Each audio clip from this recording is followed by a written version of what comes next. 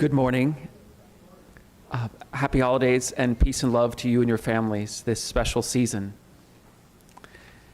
Come, whoever you are welcome here.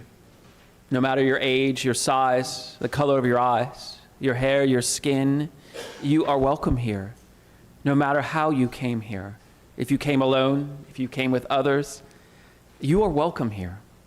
No matter whom you love, how you speak, or whatever your abilities, you are welcome here. Whether you come with laughter in your heart or tears in your eyes, you are welcome here. If you come with an open mind, a loving heart, and willing hands, then you are indeed welcome here.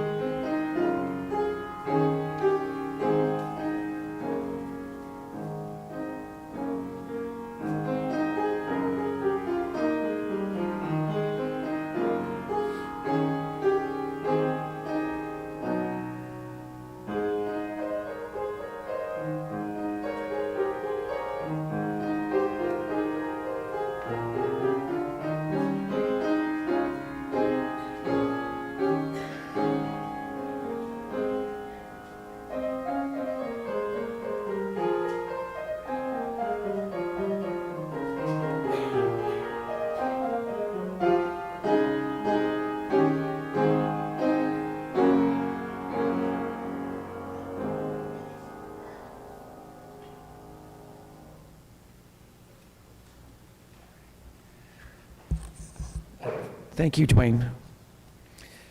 Welcome. Welcome to the First Unitarian Universalist Church of New Orleans. This congregation has been gathering for 192 years in its various incarnations for liberal faith in humanism, self-discovery, and commitment to serving our community and the world at large. My name is Michael Martin. My pronouns are he and him. If you're a visitor and feeling a bit courageous, we invite you to please raise your hand so that we can properly greet you.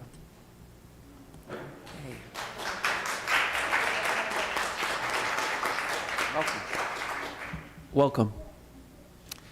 So on Sunday mornings, we have UU ministers speak. We don't have a professional minister right now. We have other religious professionals speak, leaders from social justice organizations, and we also have our own members, like today. These folks are voices of hope, courage, and personal, emotional, or intellectual transformation from our pulpit. Our worship leader today is longtime member Ann Maclaine. Welcome. All right. So our call to awareness and amends is currently on hiatus while we reevaluate our message and our actions. Please rise if you're willing and able so we can do the chalice lighting.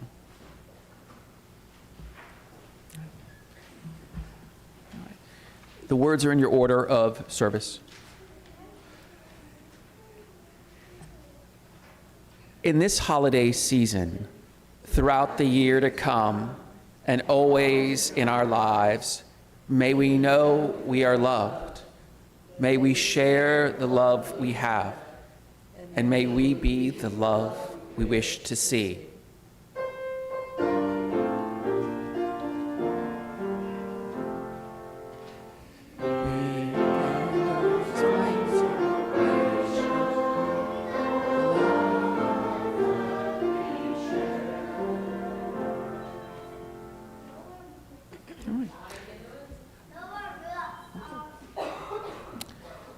All right. Please remain as you are for our opening hymn, number 355.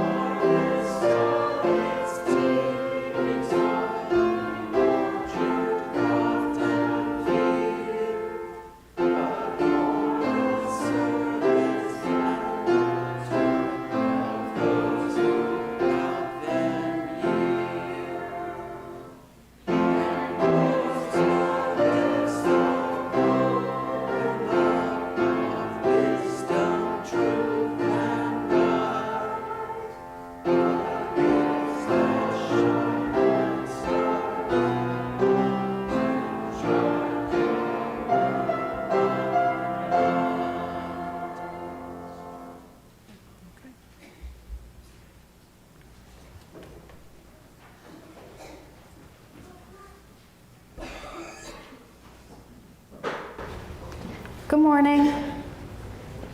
Good morning. I'll be reading a book today, so if anyone young and young at heart would like to come join me on the carpet circles today, I'm reading The More You Give. Can you sit down here with Martha, please? No, Charlie. Look, come here. Come on. Just sit down. Come on. Sit down. She's sitting right there. Sit on this one right next to her. Okay, the more you give.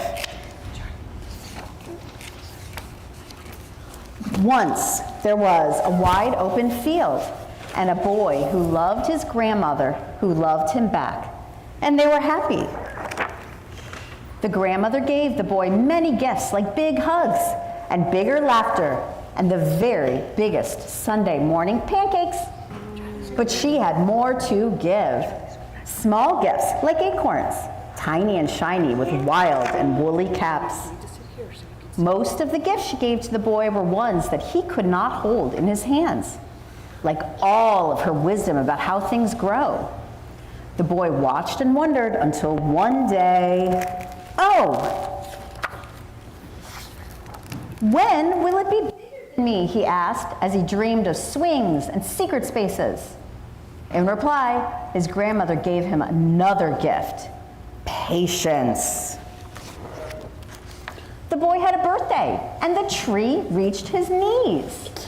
The boy had a birthday, and the tree reached his shoulders.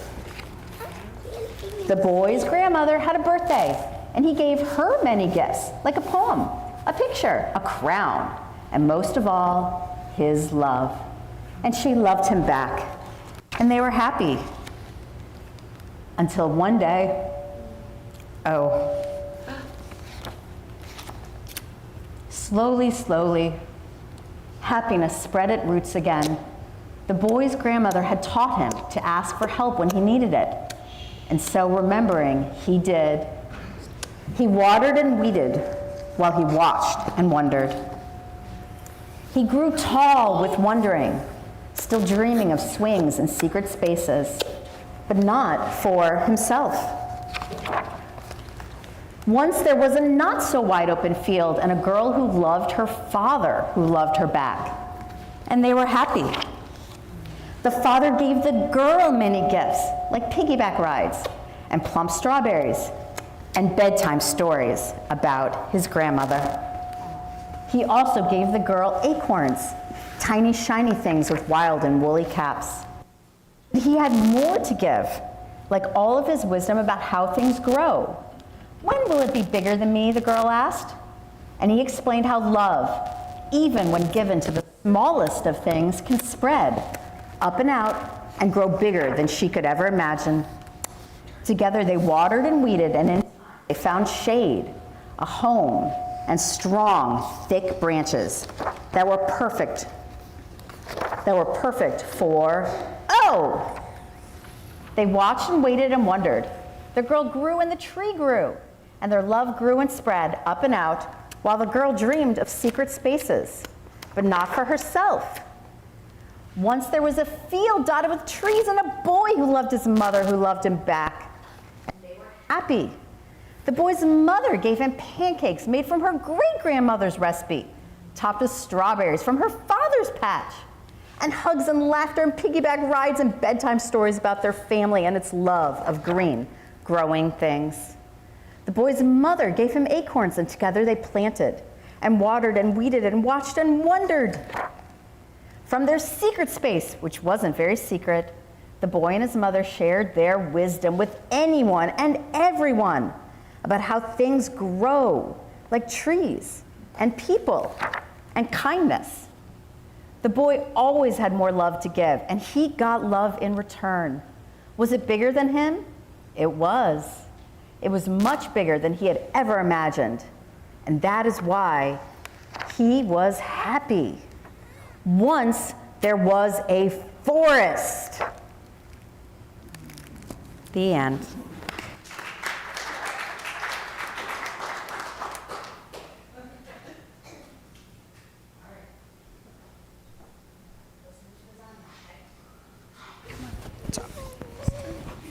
Thank you, Sarah. That was wonderful.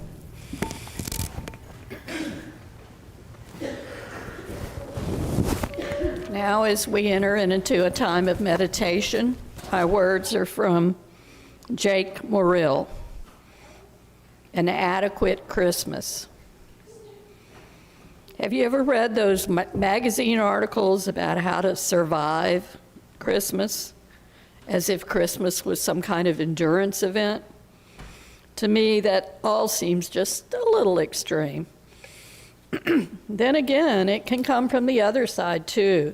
All these jingling jingle bells with people wanting to put a wildly ugly Christmas sweater on you, and all the forced merriment.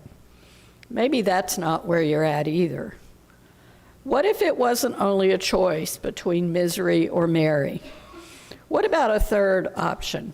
An adequate Christmas. An adequate Christmas would have you calm and open, taking it in, accepting whatever is. Pique your interest?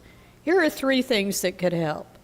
Number 1, notice those behaviors you tend to do when you're wound up too tight. Could be overeating, could be drinking too much, could be picking fights with your family members. Just choose one behavior you know you've got in you. Don't need to change it. Just try to notice and see what happens. Number 2, say out loud what you want. Nobody can read your mind, right? People aren't magic. So if you've got a particular expectation for the holiday season, say them out loud. Say, I'd like to do this, I'd like to go there, and I don't really want to do this. With what everyone wants on the table, it's easier for everybody to figure out what to do. This last one's a doozy. Ready? Treat the holidays as sacred time. Turn your attention toward tradition, toward spiritual practice, toward encountering and welcoming the spirit of life and love like you haven't before. Slow it all down, like you might be, in some way, attuned to the pace of the eternal. Can I promise you these things would bring you a wonderful Christmas? Well, no, but maybe this year it could be adequate. Spirit of creation, bless our becoming with grace enough that we can laugh at ourselves, our hearts glad for the sufficiency of the days we've been given. Amen. And now we'll have a time of silence followed by our meditation hymn.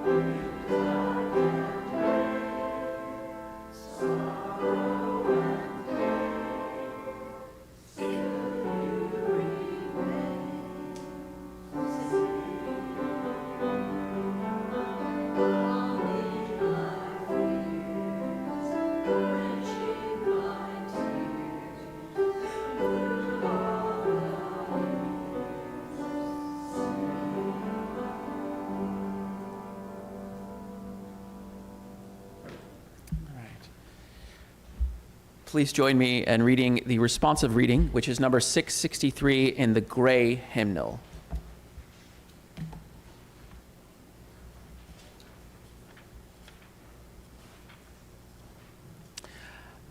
I would read the non-italicized font. You would read the italicized. One small face. With mounds of greenery, the brightest ornaments, we bring high summer to our rooms, as if despite the somberness of winter come.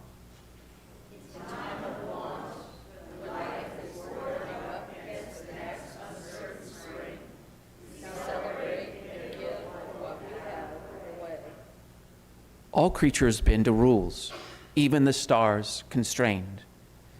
There is a blessed sadness to the human need to go against the grain of cold and scarcity.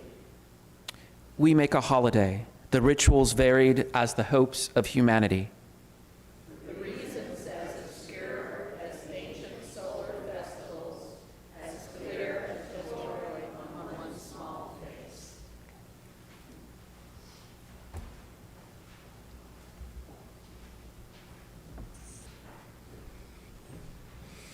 Good morning again, everybody. Can you hear me? All right, I'm sorry my throat's a little rough today, but we'll do our best.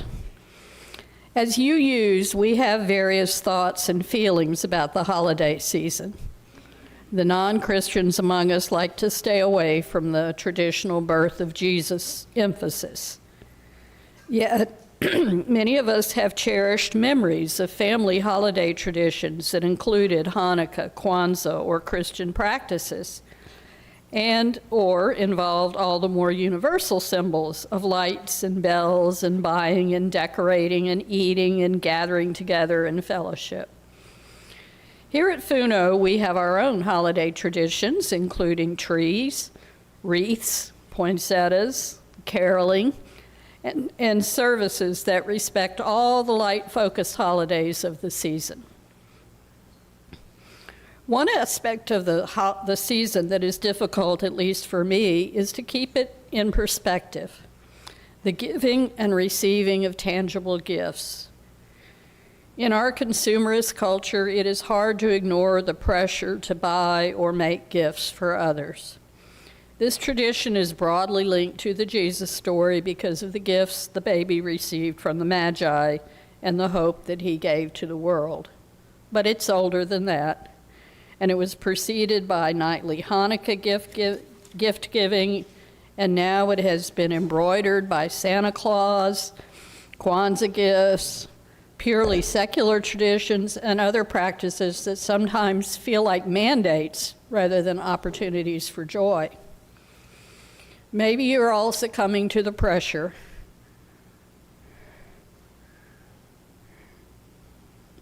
How many of you keep thinking, and let me know with a show of hands, of one more thing you need to buy? Okay, glad to know I'm not alone. Does anyone besides me need to keep at least one spare gift handy in case it's needed? What about having already or expect to soon exceed your budget? I truly love giving, but must confess that some of the gifts I give are to keep things evened out, or because even when I'm finished and have pledged to keep things low-key, there are still stocking stuffers to consider, et cetera, et cetera. And then there's the rush of charity appeals this time of year when they receive a large percentage of their annual revenue from gifts. Maybe it's the spirit of the holidays or the last chance to get another tax deduction. But either way, that's another stressor. And while our mailboxes used to be filled with holiday greeting cards, now they're filled with ads for bargain gifts and appeals for charitable donations. And don't even get me started on social media ads. Holiday items now in stores and online well before Halloween, and Black Friday that lasts a month or longer. When I was a child, stockings held candy and nuts. But by the time my kids were young, I searched for every small toy or similar gizmo to fill theirs. Today, in an adult household, I still want to fill them with meaningful, small, useful items, some of which, and candy, some of which I purchased back in September. I am a bit worried about how fresh they'll be, but hey, it was already in the store. And now that I've recently learned that my grandchildren will be with us, I want to make sure there's something for them on Christmas morning, even though at their mother's request, my main gift for them is an experience they will enjoy sometime in the coming year. So I worry. Have I or we lost the fundamental spiritual aspect of giving in all the hustle and bustle? If holiday oversaturation and or recent personal or political developments have left you feeling depressed this season, it's okay to skip anyone and anything that doesn't make you feel better, or at least okay. Open yourself up to receiving gifts that come your way, but do not feel guilt about not reciprocating with things.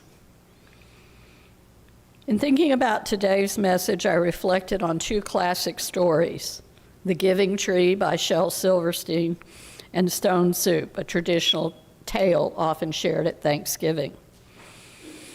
Our story today was a counterpoint to The Giving Tree, which lovingly showed how you can give things more important than without losing yourself, but instead pass traditions on. And I love that story. The Giving Tree was very popular when it came out back in 1964. The story's about a boy's relationship with a tree. When he's young, the tree gives him apples and a place to climb and branches to swing on. And the tree is happy to give to him. When he gets older, he sells the apples and eventually takes the branches and trunk, wood, to use for things that he wants or needs. The tree is happy to give to him. In the end, the boy is old and tired, and all the tree has left is a stump for him to sit on. And the tree is still happy. People debate whether this is a story of a parent's unconditional love, or rather a tale of codependence, with one party doing all the taking and the other giving and giving until almost nothing is left, with no thanks. But the tree is still happy. Lots of people have debated this and written articles and blogs about it, and Silverstein himself was ambiguous about the story's meaning. However, it was well known that he didn't particularly like happy endings. So it's left to each reader to decide if this is a healthy or unhealthy model for giving and receiving. Personally, I'm happy with most of my giving, but not to the point of losing myself in the process. Stone Soup is a story of people being tricked into giving what little they have to contribute to the common good. Two strangers come into a village and claim they have a magic stone from which to make soup. As they cook the stone in water, people from the town begin to contribute a little bit of this and that to make a fine, final soup that is shared by all. It raises the question of why it takes the stranger's subterfuge to show them that they can have more by sharing their resources. Is this some communist propaganda? Or simply an allegory that if we all give a little, we all gain? I like this story more, without the trickery. Our recent tree sale and giveaway highlighted the impact of joining together to serve a purpose. At first, it was to spread some holiday joy and make money for the church. The hard work of our own members and friends in setting up and selling was a gift without value. With unmeasurable value. People old and young helped throughout the sale, and many said that they really enjoyed the experience. Once again, it was a powerful bonding experience for our volunteers, and we benefited from experiencing the joy our efforts gained to members of the community. There's still the families with small children all dressed up who come to pick out their trees and take pictures, and it's a lot of fun. But last week it became something even better. I was privileged to witness the joy we shared as we gave away some of our remaining trees and donated the rest to marsh rebuilding. Again, a group of members and friends came together at the last minute to make it happen with their wisdom, muscle, and trucks. And while this giveaway was last minute, most people who came to get a tree clearly would have gone without one if we'd not been there. One person was getting her first Christmas tree ever.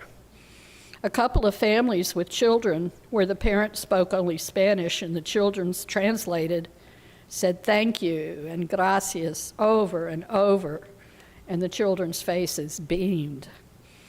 One customer, who had no previous affiliation with our church, came back twice, publicized the giveaway to her friends, and then returned the next day to help us load the remaining trees to take to the marsh.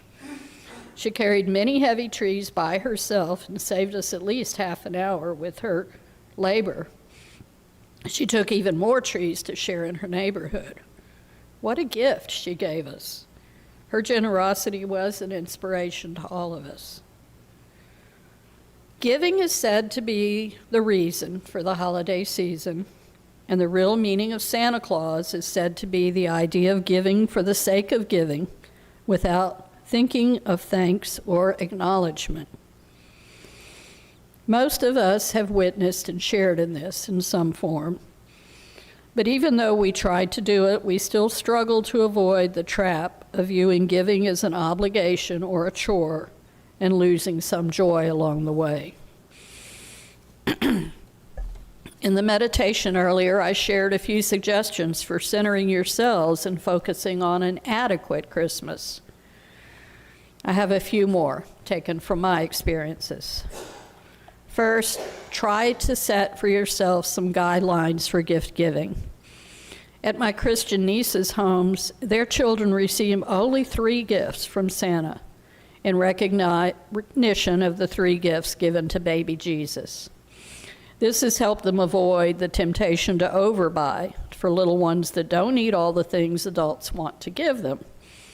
Another suggested guide is to give children something they want, something they need, something to wear, and something to read.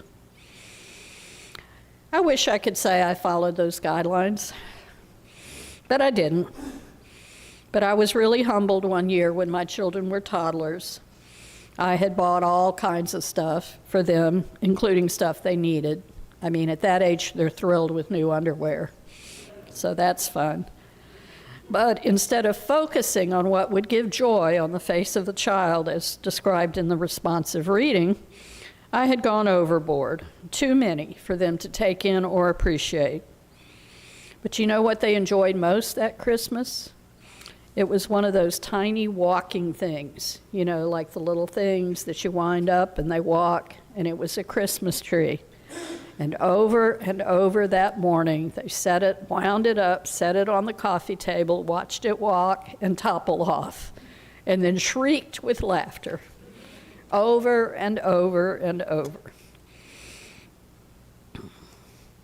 And for many kids, you've heard the old saying, you know, the empty box is more fun than what's in it. And that's especially true for cats. Second, after you decide what you do and don't want to do this holiday season, consider sharing experiences rather than things. As I mentioned, I'm giving my grandchildren a day at a wonderful park near their home, something we did once together and enjoyed, and which they'll be able to do again at a time of their choosing. Adventures in nature are meaningful to many people, especially city dwellers who don't get out much. And cities can be fun too, especially New Orleans. Last year, I began a new tradition of taking a carload of friends and family on the drive-through celebration in the Oaks, and a repeat has already been requested. The years I went by myself were not nearly as much fun. And I always want to go downtown and see the lobby of the Roosevelt Hotel. And every year, many people gather in the French Quarter Square to sing carols together. Again, free and fun. Finally, gifts of time and attention can mean the world to some folks. Your elderly friend or relative doesn't need more tchotchkes, but would probably love a visit, with or without a meal or other consumable treasures. If you gotta take a gift, take something they can use up. Focusing on the joy of the recipient is always better than keeping score by just giving some random thing because it's the custom. And if an older friend or relative regifts or passes along something they no longer need, please be grateful in receiving it. Many older folks are trying to downsize and or lack money for new things at today's high prices. Maybe that will be my goal for next holiday season, if I'm able to follow my own advice. If I get older and older, the holiday season seems to come more often. And although there are a few traditions I want to maintain because they give me joy, I want to spend the upcoming year giving more of my time and less of my limited money to people and causes that enrich my life and the lives of those around me. I expect many of you already do this. I encourage you to keep doing it, and I'll try to follow your lead. Blessed be.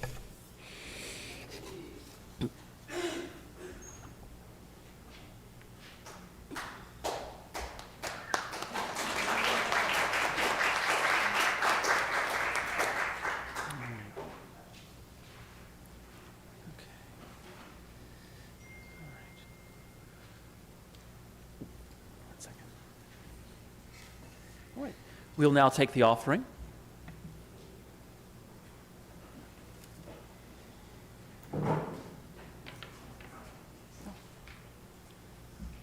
While the choir is gathering, I'm going to say something about the song we're going to sing. Simple Gifts was written by Elder Joseph Brackett in 1848. He was in the Shaker Village in Maine. And almost 100 years later, Aaron Copland decided to use the melody in Appalachian Springs and made the melody famous. This arrangement today, if you'll indulge me, has mixed in with snippets of Amadeus Mozart's piano music.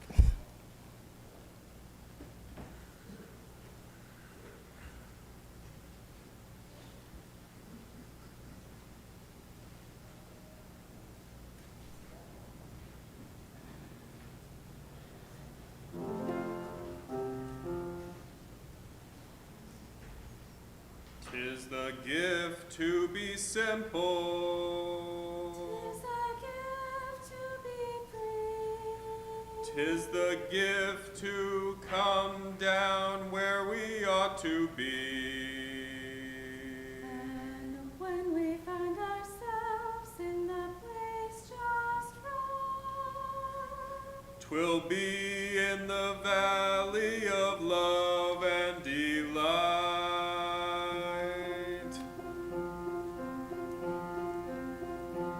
tis the gift to be simple, tis the gift to be free, tis the gift to come down where we ought to be. And when we find ourselves in the place just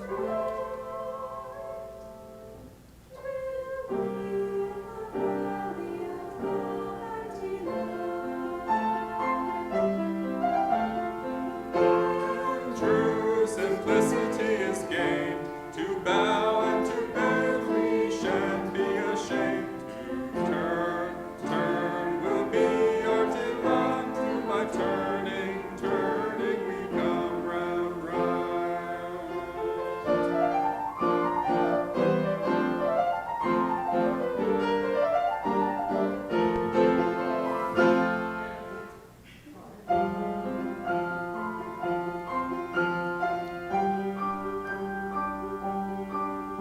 Tis the gift to be simple, tis the gift to be free. It's the gift to come down where we ought to be. When we find ourselves in the place just right. We'll be in the valley of love and delight.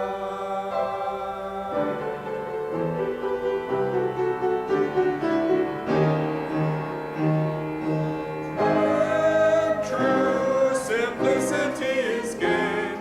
To bow and to bend we shan't be ashamed. Turn, turn will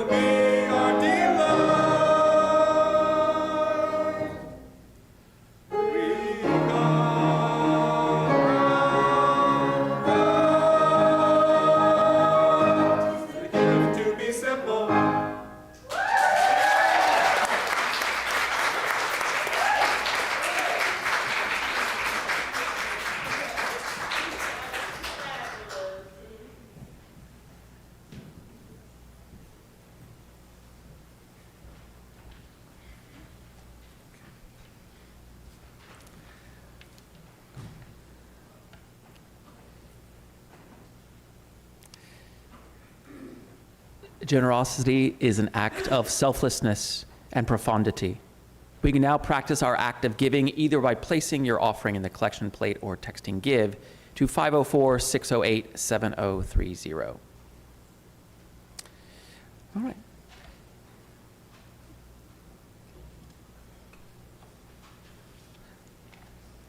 We'll read together the italics. This gift from the abundance of my life blesses me, our ministries, and the world.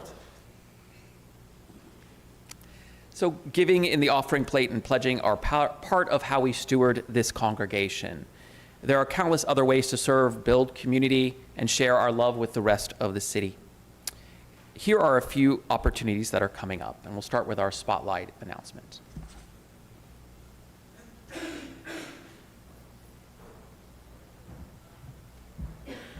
Hello. Good morning. So I was having breakfast with Linda yesterday, and we were reflecting on the congregational meeting from last Sunday, and we thought it'd be nice if some of us just got together after church today and went to Pyramids. So in a very impromptu way, if you'd like to join some folks for lunch at Pyramids off Claiborne, let's do it. And we'll meet outside the church after coffee hour.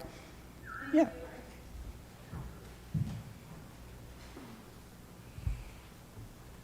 And I just wanted to lift up a thank you to everyone who helped with our Christmas tree and other holiday sales. So if you were part of that, please raise your hand. And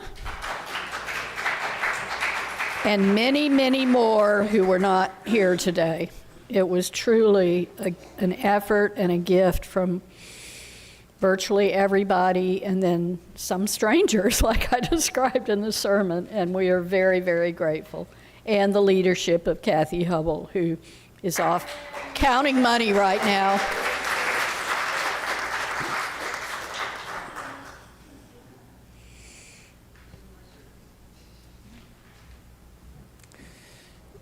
Please stand in body or mind and join us in our chalice extinguishing, which is in your order of service.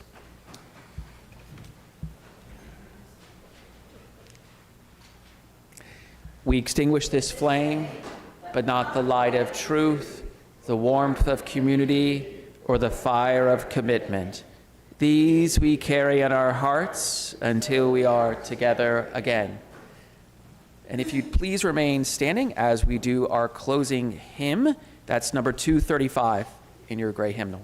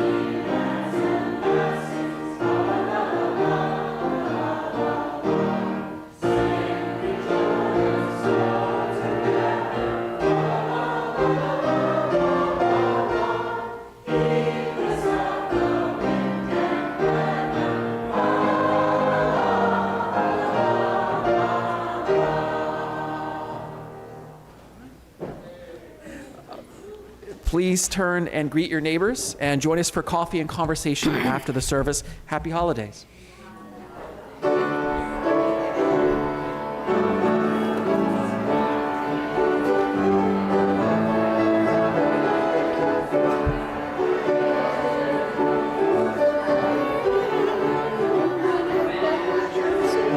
Thank